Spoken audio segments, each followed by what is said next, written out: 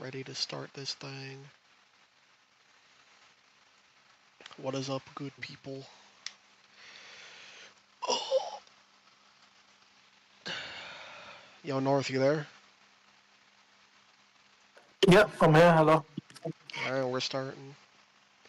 No problem. Let's go. Make sure you're checking out the live stream. Oh yeah, shit. I've got to open that. So I'll open that now. My bad. Give me a sec.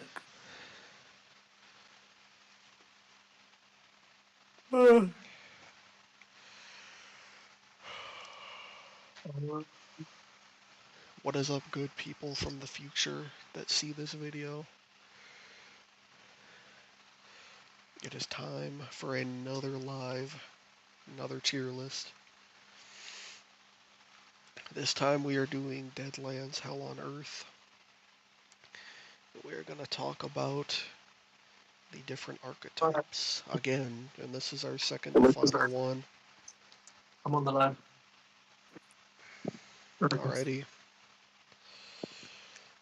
So, Viewers, y'all know I will be probably participating for a few minutes. Then in a few minutes, I'm gonna be getting ready for work. yep, he's got work. Yep. He's got to go to. So, all right. So, for our live stream or for our tier list, the first archetype that we have, if you can see it, is the Junker.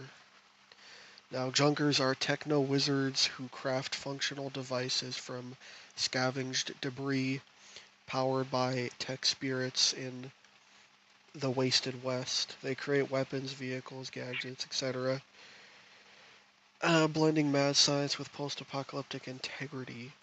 So, they have versatility, can build almost everything. Yeah, so armor vehicles, they have the supernatural age. Devices are powered by tech spirits, making them more reliable than mundane. Self-sufficiency, can scavenge and repair in resource-scarce environments. They're really good at making things happen. Weaknesses, complexity, requires high smarts and knowledge, tinkering skills, limiting accessibility for new players. They have a resource dependency. Oh yes, of course, the resource dependency. Needs time and materials to craft, which can be scarce in fast-paced campaigns. And that's it. I mean, they're pretty good overall. I mean, you can make, weapons, armor. If you can see the stream, he actually has like power armor on and shit. Like he's really good. He's basically like a post-apocalyptic Iron Man essentially. Like he can make armor, he can make weapons, Yep. he can do vehicles, all that. So, based on what I've told you, where do you think he belongs on the tier list? Um, I'll probably say great. Great? Yeah, I'd probably because it say seems great too. he's. You said like he can with what vehicle? Sorry. He can just create vehicles. Like Yeah. he has a Yeah, lot of that's really good. versatility. Yeah, weapons, armor, and vehicles. Okay. He can create. I'd say yeah. I'd say probably Yeah. great because like if you get the right resources, I mean he's gonna be, you know, at his best.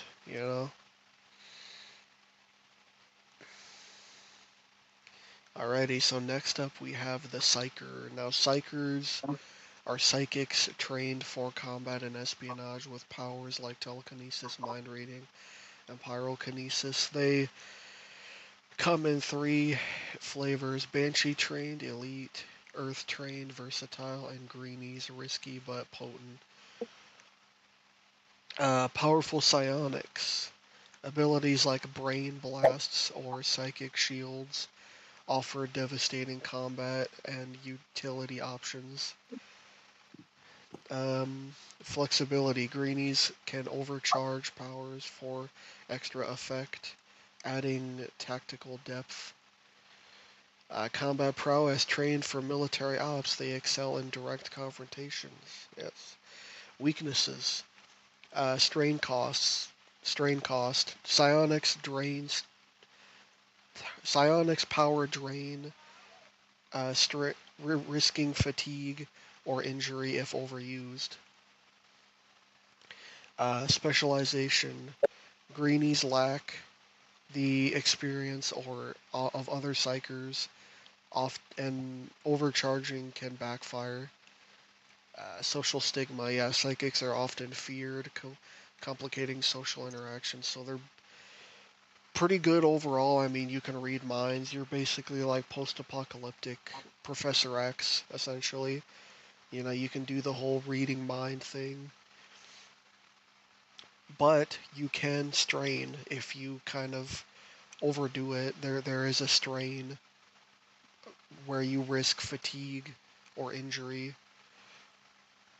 But you have combat prowess, which I think is pretty good. So you can not only are you powerful in the mind, but you're powerful in the body as well. You know, you can kick ass and take names if you really need to. And so, based on what you know, where do you think they belong on the list, on the tier list? Hmm. I'll probably say passable. To be fair, Passable. yeah. I mean, if you don't overdo it, you like they offer like great power. Like you can be really powerful. I mean, you have. I mean, not everything is mind because you have telekinesis and then you have pyrokinesis, not just mind reading. So Mm-hmm. you can cast fire, you can lift things up with your mind and all that. Yeah. I'd Hmm. say because of how powerful they can be. I mean, aside from like overdoing it with the fatigue and the injury, I'd say they're probably great. Okay, fair enough. Maybe even above the Junker.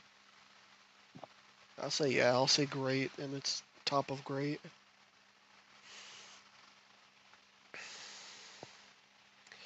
All right, next up we have the Templar. Templars are martial warriors inspired by the Knights Templar, gaining magical powers from saints to protect the worthy. They combine melee prowess with limited supernatural abilities.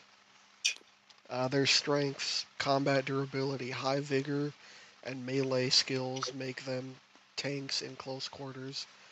Magical buffs, Saint granted powers, e.g., enhanced strength or healing boost survivability.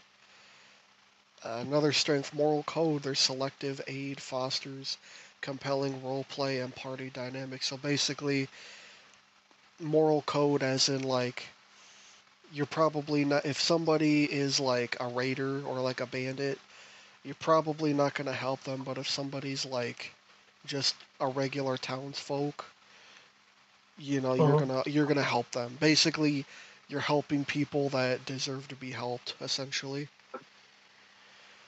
Mm. um, Okay. weaknesses. Selective aid must deem others worthy to help, which can strain party cohesion or limit utility. So like again, if someone's a cutthroat, you're probably not gonna help a cutthroat as a Templar. You're just not. Limited range, yeah. Focused on melee. They're vulnerable to ranged or magical threats. Yeah, their code dependency, breaking their moral code risks losing powers. Um, yeah, where do you think they are? I mean, this one's kind of an odd one because they offer a lot of power, right? Like they can be a demon in combat along with their magical buffs, but like their moral code is kind of like, hey, I'm not gonna help a cutthroat. I'm not gonna why would I? Over Yeah, this town of people who are, just farmers or whatever. Where do you yeah. think they belong? I'd say solid. To be fair. No, I'd just say Solid, passable. Yeah. solid, passable, Passable. Passable. Yeah. Passable. passable. Yeah. Hmm. Yeah. I think that's Yeah. fair. I would agree with you if they weren't so good at like combat. This is a tough one. Limited range, selective 8, yeah. Yeah, I'll say passable as well. Only because of those weaknesses What the and the their monk? yeah, and their intentions, I guess. Yeah. Alrighty, next up we have the Doomsayer. Now, Doomsayers are radiation worshipping priests who wield magical powers derived from the fallout of ghost rock bombs. They cast spells like radioactive bolts or healing. Strengths, arcane power, yeah. Spells like glowing blasts or mutation control are versatile for combat and utility. Thematic impact. Their cult-like devotion adds rich roleplay opportunities. Support potential can heal or buff allies which with radiation-based powers. Weaknesses, backlash risk. Casting failures can cause harmful radiation effects. Uh, Another weakness, social outcasts. Their creepy, cultish nature makes them uh, diplomatically challenging. Niche focus. Powers are tied to radiation, limiting versatility outside specific scenarios. So basically, this is like your post-apocalyptic reverend who's like, a big what is it? What's that one from the Children of Adam? Children from of Adam from Fallout. Like he's like he's like one of the children of Adam from Fallout. He worships the bombs and the radiation and all that. And he's like, you know, just this crazy irradiated reverend basically. Where do you think they belong on the tier list? Um, what's his weaknesses? Sorry, couldn't really hear that. Backlash risk. Casting failures can cause harmful radiation effects. So there's a backlash risk. If you like fail to cast one of your powers, basically, but also you're kind of a social outcast as well. Yeah. I think Well, I think they offer a lot of power. I think they have a. I think. I think they can offer a lot of power. They're like the healer and they can do damage. You know what I mean? I'd say solid. Yeah. Solid, I Solid. guess. Yeah, Yeah. so Solid. Okay. I'd probably say solid. Mm, I think they're powerful. I think they add a lot of power. But what about bottom of great? Because there is a backlash risk. What do you guys think about that? Like they're not the greatest, but they're great to have. You know how does that sound?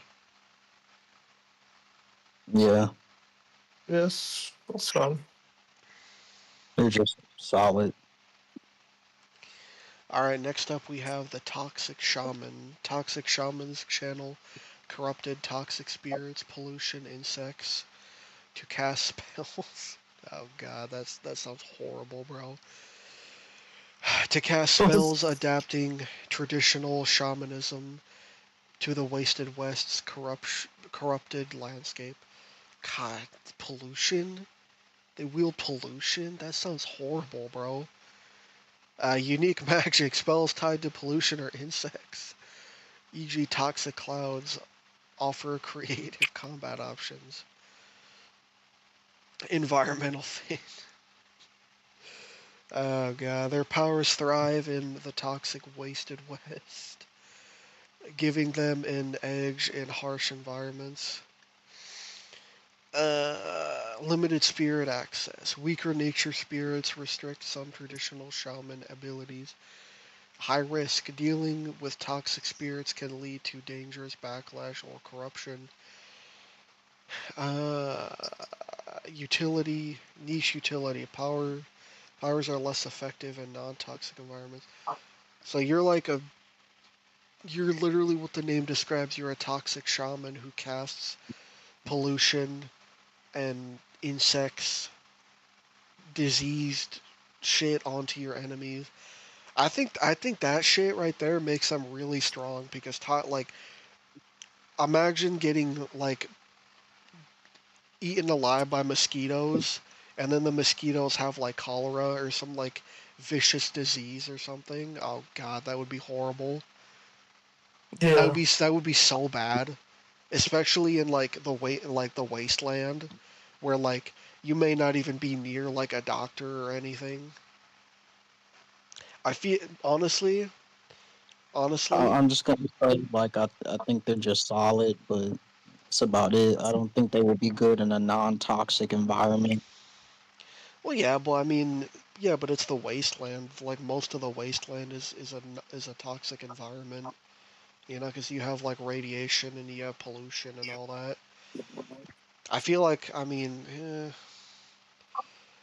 if you're out and about in the wasteland, I think that's probably your greatest like stomping grounds. Like, oh yeah, you're out and about, you know. I've, I don't know. I feel like in their environment they offer a lot of power. Like that, like they're really powerful.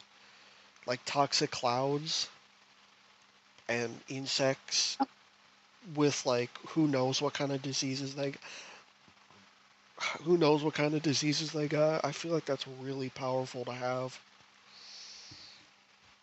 I don't know. What are you guys thinking? I'm honestly thinking like elite, almost Yeah. I think Elite is agree, but I'll agree to that as well, bro. Honestly. Yeah, elite. Okay, yeah. Yeah. Like in their environment, they can be really powerful. Oh, Yeah. alrighty. Next up, and he has appeared in the last two ones. We have the Herald. Now, the Herald are undead creatures possessed by a Manitou, granting supernatural resilience and powers like regeneration or fear inducement. They struggle to control their demonic side. So strengths near immortal can return from death, except and heal rapidly. Uh, Supernatural powers abilities like claws or soul eating add combat and intimidation options. Um, Balancing human and Manitou control creates compelling narratives. Weakness is Manitou conflict. Risk of losing control to the demon causes chaos or betrayal. Social stigma. Being undead makes them targets or fear or hostility. Makes them targets of fear or hostility. Brain vulnerability. Fatal headshots are a hard counter. So basically, you're like a sentient zombie, and you have all these cool powers, and you're basically immortal outside of like getting shot in the head, essentially. Yeah. I think they're really powerful. I mean, you get shot in the head. I feel like you're probably not gonna come back from that. Depends. I mean, I don't know. Where do you guys think they are What on was the the tier? weaknesses? Sorry? The Sherlock Holmes. Manitou conflict, so they risk losing control to the demon. Social stigma, being undead makes them targets of fear or hostility. And then brain vulnerability, fatal headshots are a hard counter. I'll probably say solid, man. Solid? Yeah. What would you say, Marty? For the What? class, Yeah, just solid. Solid? solid. Yeah. Hmm. I'd probably say either solid or bottom of great. I'd say I'd say I'd say they're barely great because the headshot vulnerability. I think they're like I think they're barely teetering over great. I think the headshot counter is a big vulnerability for them. But they can be powerful. Like they are very powerful. Like I'm pretty sure they can like raise the dead as well. Like they can do all sorts of crazy shit. How long have we been streaming? 33 minutes? Nice. Got 2 viewers. That must be you guys viewing it right now. Yeah. Yeah. Alrighty. Next up we have the gunslinger. Gunslingers are masters of firearms, specializing in dual wielding or precision shooting, thriving in the Wasted West gunfights. Strength, combat precision, high shooting, and agility make them deadly at range. Another strength, fast draw. Quick reflexes may allow them to act first in combat. Another strength, adaptable, can use a variety of weapons from pistols to rifles. Weaknesses, ammo dependency, limited ammunition in the Wasted West can cripple their effectiveness. One-dimensional, focused heavily on combat with limited non-combat utility. Squishy often can lack vigor, making them vulnerable if caught off guard. So basically, you're like a wasteland John Wick in a way. Really powerful in combat. You know, you're adaptable, fast draw, combat precision. You know, you're pretty good overall outside of like, but you are human. You can be killed by supernatural things if you're not careful. You do have ammo dependency, which can kind of hinder you a little. Yeah. They say that they lack high vigor, but that's not. It's not like you can't wear armor. I feel like if you wear armor, I feel like an easy counter to that is just wear armor. Just wear armor, you know, and then you're good. You know, now your low vigor is high vigor because you're wearing armor. You know. Yeah. Where do you guys think they belong? Um, I'm gonna say great. Would you agree with me? Oh, Great. yeah. Now, I would say it's between great or solid, probably Yeah. bottom. I don't really know because there's so many magical things that Yeah. I don't know how their precision works with their weaponry or whatnot compared to Yeah. all the magic characters. Yeah. I mean, I feel like they offer strength. I mean, you're good with a gun basically. You're really good with a gun. You know, you're I don't know. I feel like maybe bottom of great or solid maybe. I just think I don't know. You're just a regular human. I mean, yeah, you're good with a gun and you can deal with probably, you know, a lot of threats. But I feel like if you come toe to toe with like something supernatural, you better be like at the top of your game, or you better be wearing some damn good armor. You know. Hmm. I feel like they can wear armor. I'll say bottom of great. They're barely great. How Okay, about that? fair enough. Yeah, that's fine. That's fair. Yeah. All right. Next up, we have the scavenger. Scavengers are survivalists who excel at finding and repurposing resources in the wasted west, often acting as traders or couriers. So their strengths, they're resourceful, high survival and trade skills ensure they find food, water, or gear in harsh environments. Mobility, often skilled in stealth or riding, make them hard to pin down. Party support can provide critical supplies or intel for the group. Weaknesses: combat weakness, lackluster in direct fights compared to dedicated combatants. Uh, Another weakness: situational. Effectiveness depends on the campaign's focus on survival and scavenging. Um, yeah, low flash. No supernatural powers limiting their impact in arcane heavy games. So basically, you're a survivalist. You're really good. Like hmm, you're a survivalist essentially. Like you're Yeah. yeah. I mean that's about it. You're a survivalist. You know. Yeah. What You was the can. weaknesses? What was the weaknesses?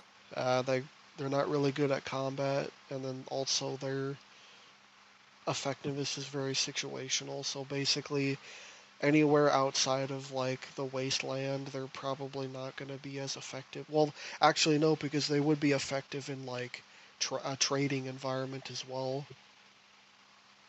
Maybe they would. Maybe their trading off makes them Um, like maybe as like a tradesman, they could be like really good negotiators. Maybe. Hmm. I'll I probably don't know. say, Or they pa- can really sell something. I don't know. yeah, I probably would say passable or solid, because you did say it doesn't have any combat skills, so there's not any survival instincts. Do you know what I mean? No, no, no. They're a survivalist. But their survival is basically getting the hell out of there before fighting. You know. Like their survival is like, oh, I'm getting the hell out of here, you know? Something's wrong, you know? Mm. I don't know. I'm not really feeling this one. I feel like this is if it's not Okay, passable, then it's solid, you passable. know? I was gonna say, can we just like do passable? Because I think Yeah. that's more fair. If it's not passable, then it's solid, you know?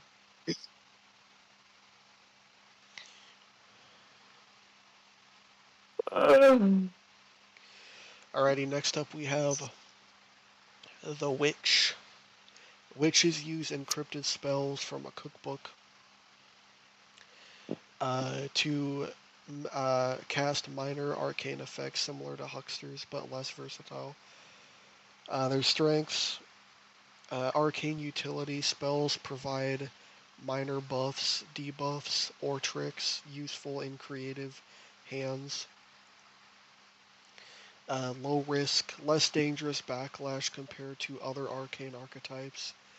Subtle magic, discreet spellcasting aids in social or stealth scenarios. Weaknesses: limited spellbook, fewer and weaker spells than hucksters or doomsayers. Niche role, often overshadowed by stronger arcane archetypes. Um, Skill investment requires high smarts or spellcasting, limiting other stats. I'm not really feeling this one either. yeah. Compared to like the psyker or the shaman or the doomsayer. I'm not really feeling this one. I'm really I'm not. kind of gonna say I'm gonna kind of say passable. If Passable. I can't. Yeah, I feel like they would be better than um the scavenger, just because they have magic. Like that's it. Like I feel like just because they have magic, they're probably better than the scavenger. You know what I mean? yeah. I'll say solid. How does that sound? Okay. Solid? Yeah, that's fair. Okay, no problem. Yeah. Alright. Well, that I will be getting ready for work, but I will still be in the call after the stream ends. Yep.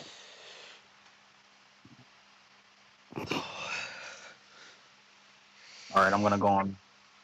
You can go on Okay. mute. Alright. Sounds good. Yeah.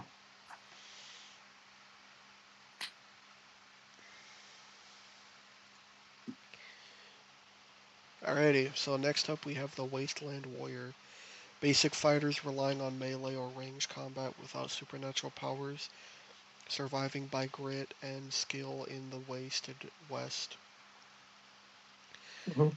Strengths straightforward, easy to play with solid fighting or shooting skills. Customizable, can be built for melee, e.g., knives, clubs, or ranged, e.g., crossbows.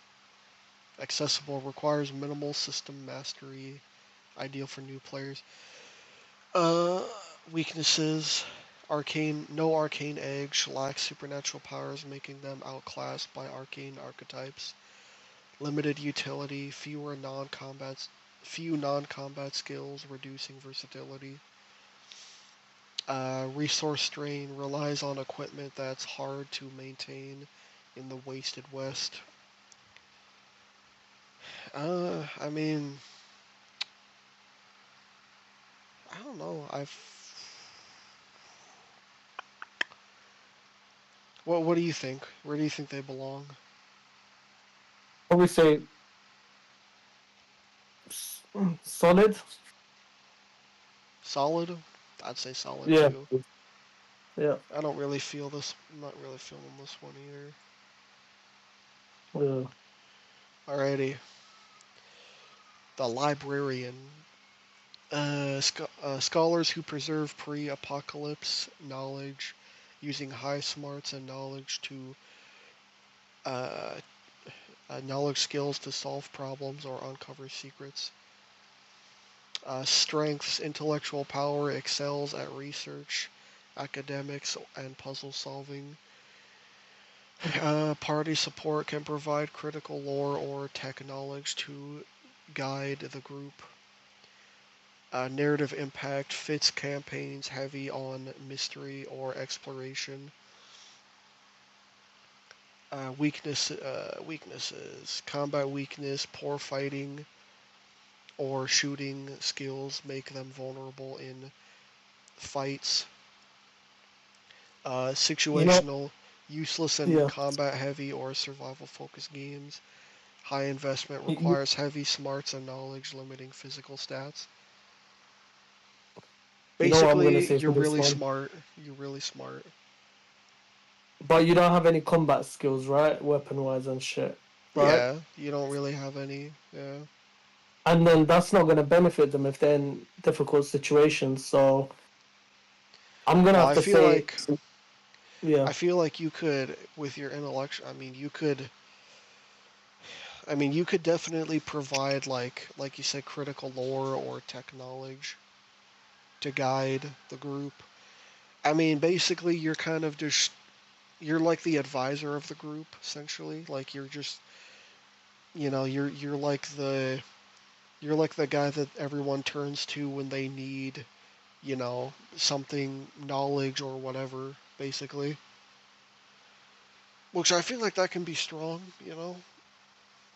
But I also feel like you're probably what is it?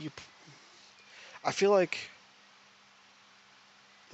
in like a because it says you excel at puzzle solving too. So like maybe that means that you're really good at like escaping places too. Like if you get locked up somewhere, like he can like find a way to exit. I don't know. I don't know. What do you think? What's your thoughts? Where do you think they I'd belong? say, okay, to make it fair, in the middle, I'd probably say solid. I don't know if you agree with me, but I'd say that solid. Solid. Yeah, Mm, I'd say solid too. They're pretty yeah, solid. They're not the greatest. yeah. Pretty solid. Really good Mm. for knowledge, needing knowledge or whatever. You know. Yeah. Basically, you're just you're just a smart guy, basically. A Yeah, scholar. You're just a scholar, basically. yeah. And that I concludes think the that's tier nice. list. Yeah. Thank you guys for watching Wars That stream. concludes the tier list. Until Make next sure you guys week. subscribe. Yeah. Oh, yeah, it's been pretty cool. Good I stream, like man. it. Good stream. Yep. Amazing. And then I believe, what is it? Next week we have Lost Colony, and Lost Colony is basically like more sci-fi, more futuristic than Yep. Hell on Earth, where Hell on Earth is more post-apocalyptic and whatnot. Yeah. For But sure. that concludes the live stream. Yep.